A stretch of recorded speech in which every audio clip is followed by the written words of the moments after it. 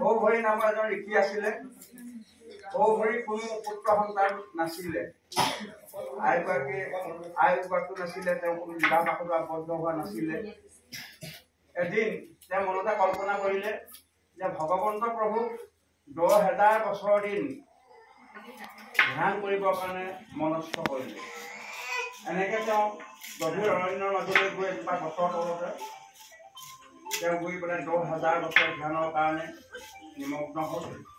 যাওঁতে 9,999 দিন পাৰ হৈ গ'ল। মাত্ৰ কেইটামান ছেকেণ্ড বাকী আছিলে। তেনেকুৱাতে স্বৰ্গৰাজ ইন্দ্ৰই মনতে কল্পনা কৰিলে, যদি সৌভৰী ঋষিয়ে দিব্য জ্ঞান লাভ কৰিবলৈ হয় তেনেহ'লে নিশ্চয় স্বৰ্গৰাজ্য হয়তো আক্ৰমণ কৰিব পাৰে। কাৰণ দেৱতাসকলৰ ঘৰ খুব বেছি আছিলে। ঋষিয়ে হওক মুনিয়ে হওক দিব্য জ্ঞান লাভ কৰিলেই স্বৰ্গখন আক্ৰমণ কৰিব বুলি ভয় কৰে। সেইধৰণে তেওঁ মনতে চিন্তা কৰি ধ্যান কৰিবলৈ বহিলে। 9,999 দিন পাৰ হৈ গ'ল। মাত্ৰ কেইটামান ছেকেণ্ড বাকী আছিল। তেনেকৈ ইন্দ্ৰই ভাবিলে যে যদি সৌভৰী ঋষিয়ে ব্ৰহ্মত্ব লাভ কৰিলে হয়তো স্বৰ্গৰাজ্য আমাৰ কাঢ়ি ল'বও পাৰে বুলি ভাবি পূৰ্বকৃত নৃত্য গীত কৰি তেখেতৰ ধ্যান ভংগৰ কাৰণে পঠাই দিলে। পূৰ্বকৃত আহি পেলাই এই খন্তেক সময়ৰ কাৰণে আহি তাত নাচ গান কৰি সৌভৰী ঋষিৰ ধ্যান ভংগ কৰিলে। ভংগ কৰাৰ পাছত যেতিয়া ধ্যান ভংগ হোৱাৰ লগে লগে সৌভৰী ঋষিয়ে চকু মেলি চাই পূৰ্বকৃত দেখিলে নৃত্য গীত কৰি থকা। তেতিয়া সৌভৰী ঋষিয়ে পূৰ্বকৃত ক'লে যে তুমি মোৰ ধ্যানত বিঘিনি ঘটালা, গতিকে তুমি মোৰ পত্নী হৈ থাকিব লাগিব আৰু তোমাৰ পৰা 2টি পুত্ৰ সন্তান মই কামনা কৰোঁ। এনেদৰে তেওঁ সৌভৰী ঋষিৰ আশ্ৰমতে থাকিলে। থকাৰ পিছত কিছুদিনৰ পাছত 2টি সন্তানৰ জন্ম হ'ল। সেই ল'ৰা 2টিৰ নাম এইফালজন জয়, সেইফালজন বিজয়।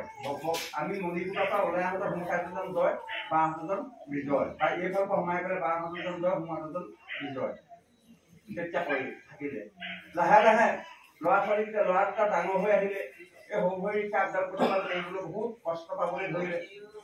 এদিন মনতে তেওঁ কল্পনা কৰিলে যে কালিলৈ ৰাতিপুৱাই ল'ৰাকেইটাকো গা পা ধুৱাই মই নিজে ধুই এমুঠি ল'ৰাকেইটাকো খুৱাই ভগৱন্ত প্ৰভু নামতে 2টি ল'ৰাক অৰ্পণা কৰি তেওঁ সেই আশ্ৰম বেলেগ আশ্ৰমলৈ গুচি যাবলৈ মনস্থ কৰিলে।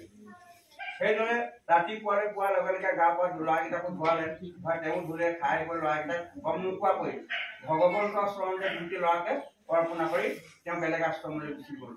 ইতিমধ্যে আমাৰ ভগৱন্ত প্ৰভুৱে সৰবদান, গতিকে তেওঁ জানিলে যে আমি 2টি পুত্ৰ সন্তান লাভ কৰিছোঁ, সৌভৰী ঋষিয়ে আমাক দান কৰিছে।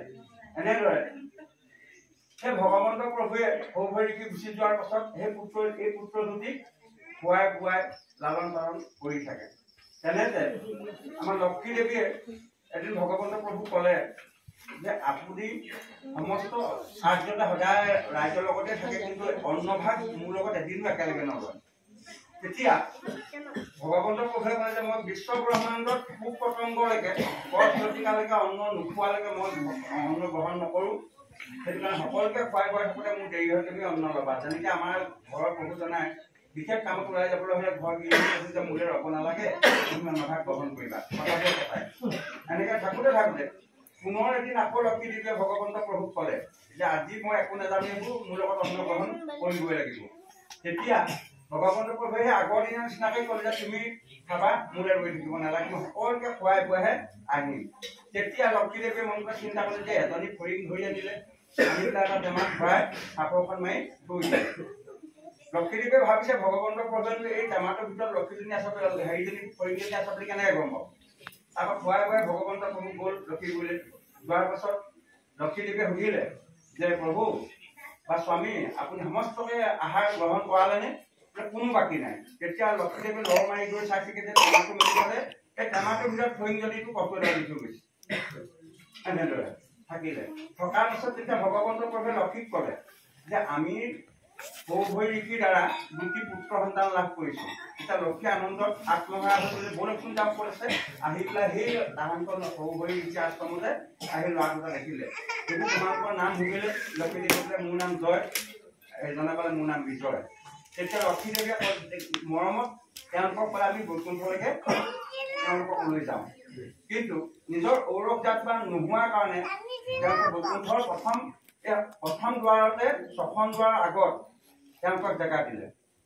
দিয়াৰ পাছত ভগৱন্ত প্ৰভুৱে চিন্তা কৰিলে যে এওঁলোকৰতো হৰণ ভজন পৰমাৰ্থী তত্ত্ব একো নাই, গতিকে এদিন 4 সিদ্ধ আপোনালোকে নাম শুনিছে, হনক অনন্ত সনাতন হনক কুমাৰক ভগৱন্ত প্ৰভু সৰু সৰু ল'ৰা উলংগ হৈ আহিছে, যে প্ৰমাণ কৰিবৰ কাৰণে এই ভগৱন্ত প্ৰভু বৈকুণ্ঠৰ সিংহাসনত বহি আছে।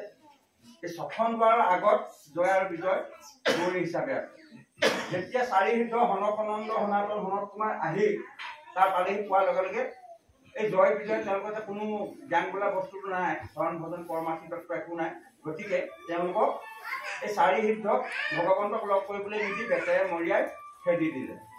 দিয়াৰ লগে লগে 4 সিদ্ধই এই জয় বিজয়ক হাত দিলে যে তোমালোকে 3টা জনমেই ভগৱন্তৰ দুখানিচৰণ চিন্তা কৰিবলৈ নোপোৱা আৰু বৈকুণ্ঠৰ দ্বাৰত থাকিবলৈ নোপোৱা, ৰাক্ষস অসুৰ হৈ তোমালোকে দিন কটাব লাগিব বুলি ক'লে। কোৱাৰ লগে লগে 4 সিদ্ধ গুচি আহিলে। অহাৰ পিছত সেই জয় বিজয় ভগৱন্তক স্তুতি কৰিলে। ভগৱন্তক সুধিলে যে আমি 4টা ল'ৰা আহিছিলে হয়, কিন্তু তেওঁলোকক আমি সোমাবলৈ নিদি বেটেৰে কোবাই খেদি দিলোঁ। তেতিয়া ভগৱন্ত প্ৰভুৱে মুখে দেখা কৰিবলৈ আহিছিলে, তোমালোকে বৰ ডাঙৰ কাম কৰিলা, গতিকে তোমালোকৰ ইয়াৰ প্ৰায়শ্চিত্ত মই খণ্ডন কৰি দিব নোৱাৰোঁ। এই তেওঁলোকে যিটো প্ৰায়শ্চিত্ত তোমাক দি থৈছে তোমালোকে ভুগিবই লাগিব। সেয়েহে গৈ প্ৰথম মানে শিশুপাল দণ্ডবক্ৰ হ'ল, তাৰপৰা হিৰণ্যাক্ষ হ'ল, তাৰপৰা ৰাৱণ কুম্ভকৰ্ণ 3টা জন্ম হ'ল। হোৱাৰ পাছত তাৰমানে ভগৱন্ত প্ৰভুৱে প্ৰথম যেতিয়া ভগৱন্ত প্ৰভুৱে আটাইকেইজনকে বধ কৰিছে, শিশুপাল দণ্ডবক্ৰক ভগৱন্তই বধ কৰিছে, তাত হৰণ ভাগ দিছে। দ্বিতীয় হিৰণ্যাক্ষক ভগৱন্তই বধ কৰিছে, তাত ভজন ভাগ দিছে। আৰু যেতিয়া ৰাৱণ কুম্ভকৰ্ণ হ'ল ৰাম অৱতাৰত ৰাম প্ৰভুৱে তেওঁলোকক বধ কৰিলে, পৰমাৰ্থী তত্ত্ব দিলে। পৰমাৰ্থী তত্ত্ব সকলোৱে বুজি নাপাব, মালাৰ পাৰ লোৱাই সকলক পৰমাৰ্থী তত্ত্ব লয়, হৰণ ভজনৰ পাছত দিলে। দিয়াৰ পিছত পুনৰ আনি এই বৈকুণ্ঠৰ 7ম দুৱাৰত 6খন দুৱাৰ পাৰ হৈ আহি এতিয়া মূল দুৱাৰত তেওঁলোকক জয় বিজয় হিচাপে প্ৰতিষ্ঠা কৰিলে। সেই জয় বিজয় আমি ইয়াত এই মহাবৈকুণ্ঠত আমাৰ সমস্তজনে প্ৰতিষ্ঠা কৰা হৈছে। আজিও আমি প্ৰভু জনাই অতি আনন্দেৰে যিখনি মংগলৰ অৰ্থে বহু দিনৰ মনৰ কামনা তেখেতে পূৰ্ণ অৰ্থে আপোনাৰ সকলোৱে ভেটি দান কৰিছে। আৰু ইয়াতে আপোনালোকে এটাই কথা, যাতে এতিয়া জয় বিজয় ভাগ দিয়াৰ লগে লগে এই বৈকুণ্ঠ থাকিলে সোমাওঁতে অকণমান চিন্তা কৰি অকণমান সোমাব লাগিব।